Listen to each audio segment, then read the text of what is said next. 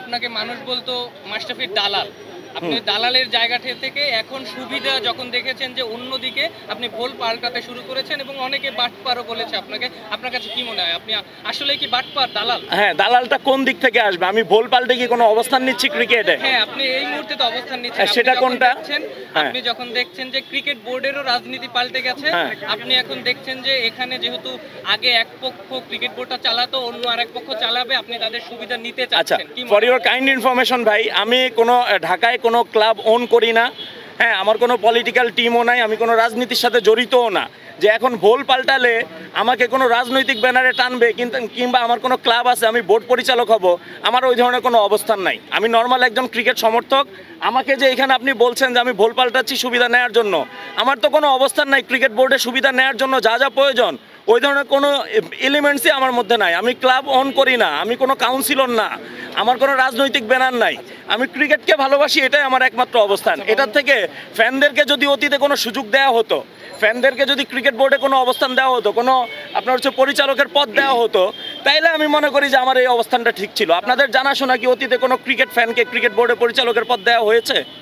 পরিচালক বাদেও ক্রিকেট ফ্যানরা অনেক ধরনের সুবিধা নিতেই পারেন আর কি, অনেক হিডেন অনেক কিছু ব্যাপার থাকে। সেই ব্যাপারগুলো যদি একটু ডিসক্লোজ করেন সেটা ভালো হয়।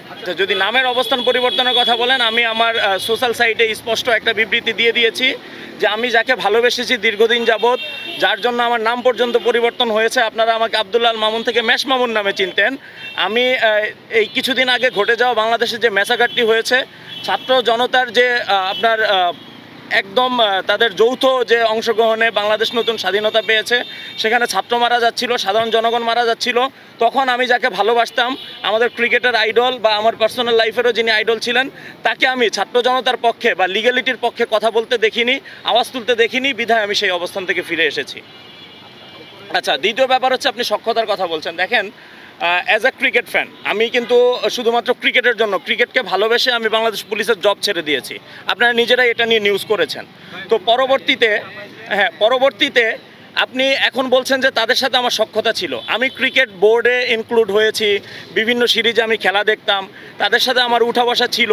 তাই বলে তাদের দ্বারা যদি কোনো অন্যায় হয় সেটাই আমার সমর্থন ছিল বা সমর্থন থাকবে, বিষয়টা এটা না ভাই। আমি জানি না যে আইসিসির যারা তদন্ত করছে বা এইখানে যারা ভিজিটে আসছে একটা শান্তিপূর্ণ সমাবেশ, না ক্রিকেট ফ্যানদের একটা শান্তিপূর্ণ সমাবেশ, যেটা সম্পূর্ণ অরাজনৈতিক ব্যানারে তারা এইখানে অবস্থান নিয়েছে, তাদের এই অবস্থানের কারণে আইসিসি সাসপেনশন দিবে এই ধরনের কোনো চিন্তাভাবনা আমাদের মাথায় আসেনি। টি-20 ওয়ার্ল্ড কাপ শিফট করবে এই ধরনের কোনো চিন্তাভাবনা আসে। তাইলে আমার মনে হয় যদি শঙ্কিত হওয়ার ব্যাপারটা থাকে, আমরা 20-25 জন ক্রিকেট সমর্থক এখানে অবস্থান নিয়েছি, রাজনৈতিক ব্যানারে যেদিন 2000-2500 বা 500-700 লোকজন এখানে মিছিল মিটিং করলো, হ্যাঁ তারা এসেছে যে এই যে আইসিসি এখানে তদন্তটা করছে, শঙ্কার জায়গাটা আসছে, আমার তো মনে হয় সেই ব্যানার থেকে এটা সূচনা হয়ে গেছে অলরেডি। হ্যাঁ, এখন আপনি যদি আমাকে এই বিষয়টা ইনশিওর করেন যে ক্রিকেট সমর্থকরা যদি এইভাবে শান্তিপূর্ণ সংস্কারের দাবিতে এখানে অংশগ্রহণ করে, এর কারণে বাংলাদেশ থেকে টি-20 ওয়ার্ল্ড কাপ চলে যাইতে পারে, আমরা সমর্থক হিসাবে আমাদের কর্মসূচি আমরা বন্ধ ঘোষণা করব। এখন এটা আপনারা কোন দিক থেকে অশান্তিপূর্ণ ভাববেন বা বলবেন, আমার মনে হয় না ওইটার সুযোগ আছে। আপনাদের আজকেই এই পুরো যে কজন লোক দেখলাম তার সাথে মিডিয়ার সংখ্যা মোটামুটি বেশি বলা, কিন্তু তারপরে বলা হচ্ছে যে দালাল মুক্ত ক্রীড়া সাংবাদিকতা, যে আপনার মধ্যে মনে হয় যে আসলে দালালিটা কারা করে? এর মধ্যে প্লিজ আস্ক হিম পার্সোনালি। আপনাদের সঙ্গে এসেছে, আপনার পাশে দাঁড়া আছে ওই দালাল, এই যে উনি প্ল্যাকার্ড নিয়ে ভাই ক্রীড়া বানানটা হয় না একটু